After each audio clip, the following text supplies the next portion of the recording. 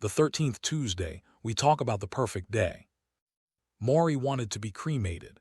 He had discussed it with Charlotte, and they decided it was the best way.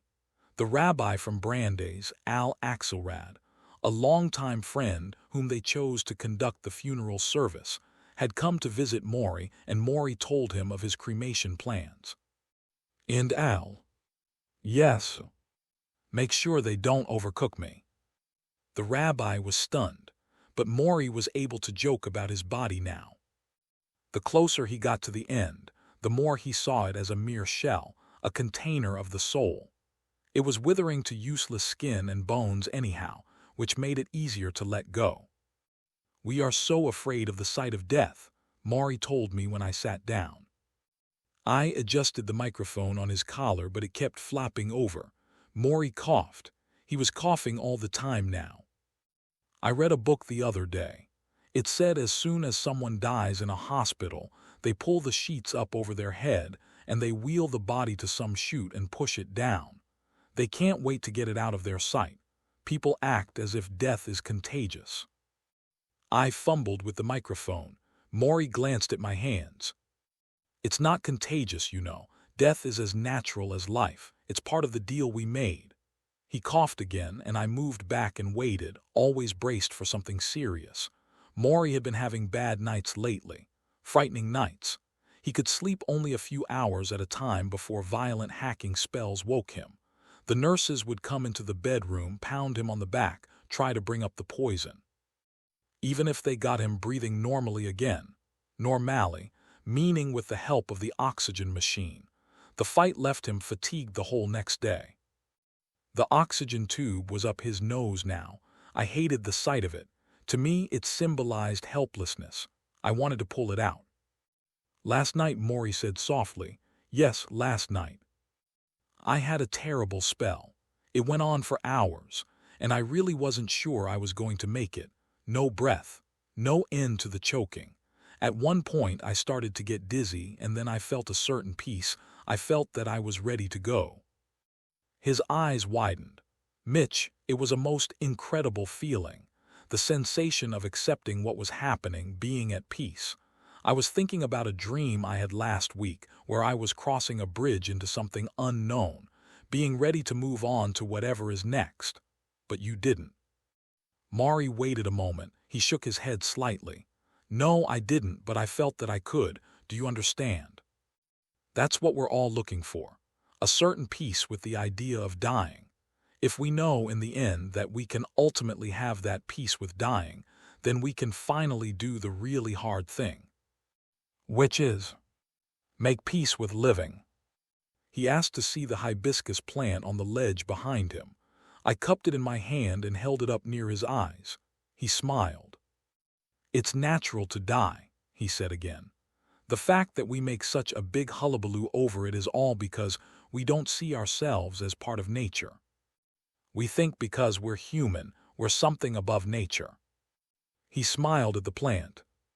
"We're not. Everything that gets born dies." He looked at me. "Do you accept that?" "Yes." "All right," he whispered. "Now here's the payoff. Here is how we are different from these wonderful plants and animals. As long as we can love each other and remember the feeling of love we had, we can die without ever really going away. All the love you created is still there. All the memories are still there. You live on, in the hearts of everyone you have touched and nurtured while you were here." His voice was raspy, which usually meant he needed to stop for a while. I placed the plant back on the ledge and went to shut off the tape recorder. This is the last sentence Morrie got out before I did. Death ends a life, not a relationship. There had been a development in the treatment of ALS, an experimental drug that was just gaining passage. It was not a cure but a delay, a slowing of the decay for perhaps a few months. Morrie had heard about it, but he was too far gone. Besides, the medicine wouldn't be available for several months.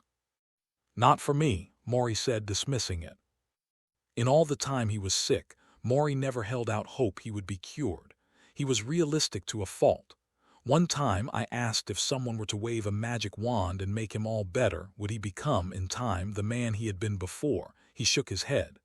No way I could go back. I am a different self now. I'm different in my attitudes. I'm different appreciating my body, which I didn't do fully before. I'm different in terms of trying to grapple with the big questions, the ultimate questions, the ones that won't go away. That's the thing, you see. Once you get your fingers on the important questions, you can't turn away from them. And which are the important questions? As I see it, they have to do with love, responsibility, spirituality, awareness. And if I were healthy today, those would still be my issues. They should have been all along. I tried to imagine Morrie healthy. I tried to imagine him pulling the covers from his body, stepping from that chair, the two of us going for a walk around the neighborhood, the way we used to walk around campus. I suddenly realized it had been 16 years since I'd seen him standing up. 16 years. What if you had one day perfectly healthy, I asked. What would you do? 24 hours, 24 hours. Let's see, I'd get up in the morning, do my exercises, have a lovely breakfast of sweet rolls and tea, go for a swim, then have my friends come over for a nice lunch. I'd have them come one or two at a time so we could talk about their families, their issues, talk about how much we mean to each other. Then I'd like to go for a walk in a garden with some trees, watch their colors, watch the birds, take in the nature that I haven't seen in so long now. In the evening, we'd all go together to a restaurant with some great pasta, maybe some duck. I love duck, and then we'd dance the rest of the night. I'd dance with all the wonderful dance partners out there until I was exhausted, and then I'd go home and have a deep, wonderful sleep. That's it. That's it. It was so simple, so average. I was actually a little disappointed. I figured he'd fly to Italy or have lunch with the president or romp on the seashore or try every exotic thing he could think of. After all these months lying there, unable to move a leg or a foot, how could he find perfection in such an average day? Then I realized this was the whole point. Before I left that day, Morrie asked if he could bring up a topic. Your brother, he said. I felt a shiver. I do not know how Morrie knew this was on my mind. I had been trying to call my brother in Spain for weeks and had learned from a friend of his that he was flying back and forth to a hospital in Amsterdam. Mitch, I know it hurts when you can't be with someone you love, but you need to be at peace with his desires. Maybe he doesn't want you interrupting your life. Maybe he can't deal with that burden. I tell everyone I know to carry on with the life they know. Don't ruin it because I am dying. But he's my brother, I said. I know, Morrie said. That's why it hurts. I saw Peter in my mind when he was 8 years old, his curly blonde hair puffed into a sweaty ball atop his head. I saw us wrestling in the yard next to our house, the grass stains soaking through the knees of our jeans. I saw him singing songs in front of the mirror, holding a brush as a microphone, and I saw us squeezing into the attic where we hid together as children, testing our parents' will to find us for dinner. And then I saw him as the adult who had drifted away, thin and frail, his face bony from the chemotherapy treatments. Morrie, I said, why doesn't he want to see me? My old professor sighed. There is no formula to relationships. They have to be negotiated in loving ways with room for both parties, what they want and what they need, what they can do and what their life is like. In business, people negotiate to win. They negotiate to get what they want. Maybe you're too used to that. Love is different. Love is when you are as concerned about someone else's situation as you are about your own. You've had these special times with your brother and you no longer have what you had with him. You want them back. You never want them to stop, but that's part of being human. Stop, renew, stop, renew. I looked at him. I saw all the death in the world. I felt helpless. You'll find a way back to your brother, Morrie said. How do you know? Morrie smiled. You found me, didn't you? I heard a nice little story the other day, Morrie says. He closes his eyes for a moment and I wait. Okay. The story is about a little wave bobbing along in the ocean, having a grand old time. He's enjoying the wind and the fresh air, until he notices the other waves in front of him, crashing against the shore.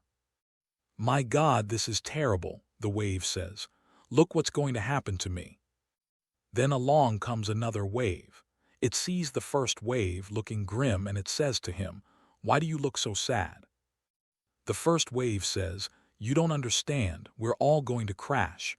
All of us waves are going to be nothing. Isn't it terrible?"